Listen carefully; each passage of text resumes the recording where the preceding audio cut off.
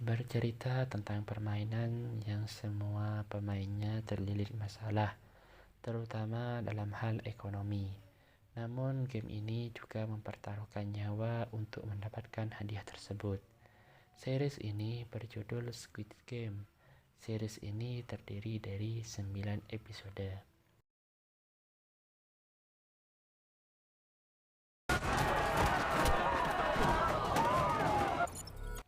Episode 1 dibuka dengan penjelasan dari judul series ini yang bernama Squid Game, mengadaptasi dari permainan tradisional adat Korea. Diceritakan ada seorang pria berstatus duda bernama Sung Gi-hun.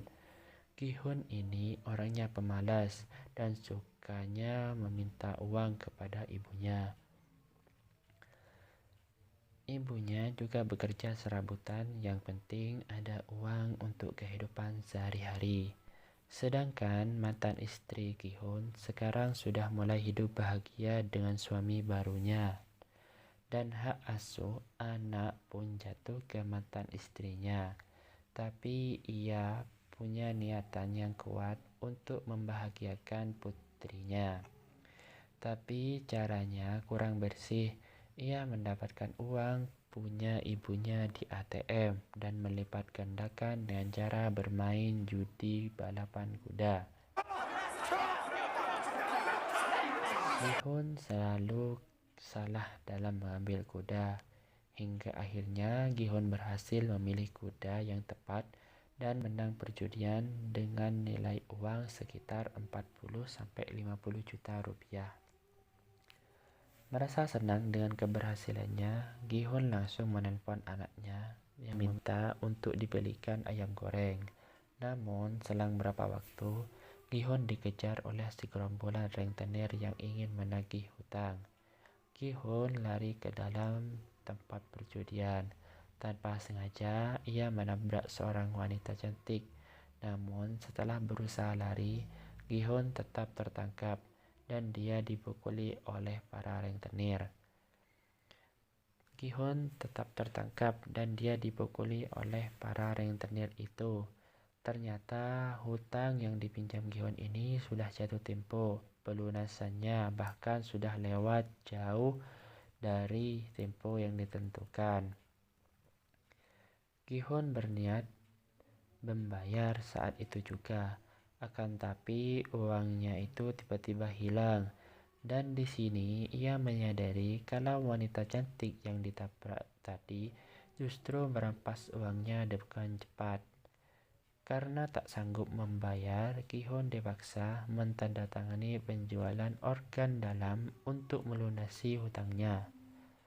Setelah tanpa rasa malu, Gi-hun meminta kembali uang 10.000 won yang ia berikan kepada pelayan wanita. Dengan uang 10.000 won itu, ia gunakan untuk bermain jepit boneka.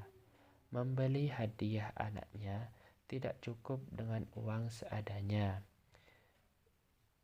Dengan uang seadanya, ia berhasil mendapatkan hadiah yang sebenarnya ia tak tahu isinya. Kemudian diperlihatkan antara Gi-hun dan anaknya makan bareng di warung tteokbokki pinggir jalan.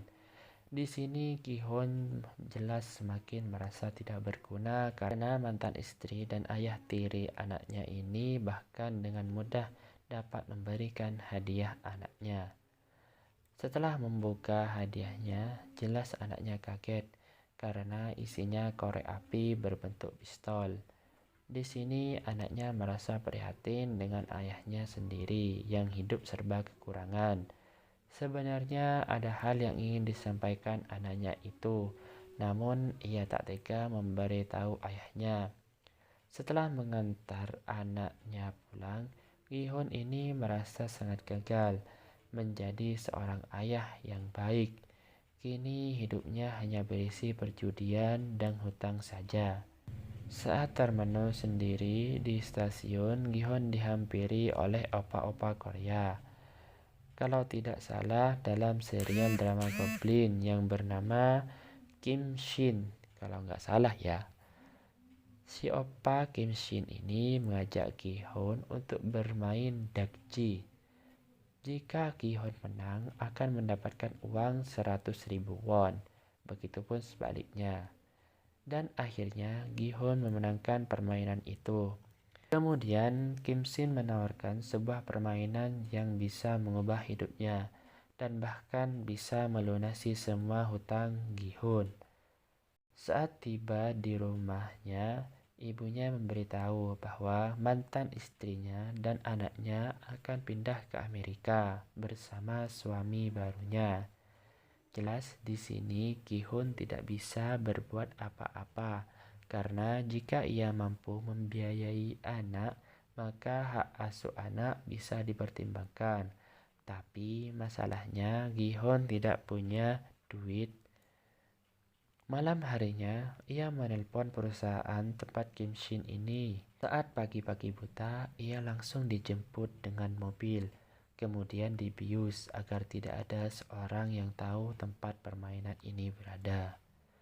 Saat terbangun, Gihon kaget karena ia sudah berada bersama para pemain lain. Kemudian diberi 456. Ia ternyata Gihon itu nomor terakhir. Kemudian kita diperlihatkan seorang yang menggunakan baju serba hitam, lengkap dengan topeng yang memantau jalannya permainan lewat CCTV di area kontrol. Orang ini bernama Frontman. Ia di sini bersama para karyawannya yang memakai baju pink lengkap dengan topeng juga. Diperlihatkan Gihon bertemu dengan seorang kakek pengidap tumor otak. Ia bernama Ilnam. Kemudian ada perkelahian antara seorang gangster yang bernama Dongsu, seorang wanita bernama Seibok. Cewek ini adalah yang mencuri uang Gihun di waktu tempat perjudian kuda. Namun saat Gihun berusaha mengejar Sebyok, para staf ini datang untuk memberikan penjelasan mengenai permainan dan reward yang didapatkan walaupun jumlahnya akan ketahuan setelah permainan pertama selesai. Di sini juga Gihun melihat teman lamanya yang bernama Sangwoo. Setelah penjelasan selesai, para pemain diberikan kesempatan untuk membatalkan keterlibatannya dalam permainan ini jika ada yang merasa tidak yakin. Karena setelah tanda tangan kesepakatan, mereka tidak akan bisa keluar dari permainan dan harus menyelesaikan permainan itu. Setelah proses verifikasi selesai, baru mereka masuk game pertama. Game pertama ini mereka diharuskan untuk lari sampai di garis finish di saat lampu hijau. Jika lampu merah tidak boleh bergerak sedikit pun. Mereka langsung tereliminasi dan permainan pun dimulai. Di sini mereka baru mengetahui kalau yang tereliminasi akan ditembak. Jelas di sini mereka pada panik berhamburan. Padahal sedang di kondisi lampu merah. Alhasil mereka semua dibedil. Modar dari sekian ratus orang hanya ada beberapa ratus juga. Ya, tapi ia setengah gitu yang selamat dan melanjutkan permainan. Di sini Sanwo memberitahu kelemahan dari si robot yang sudah ketebak, yaitu jika kita berada di belakang pemain lain, maka tidak akan terdeteksi pergerakannya. Mereka bersusah payah berlari sambil kena mental karena kiri kanan mereka itu tereliminasi.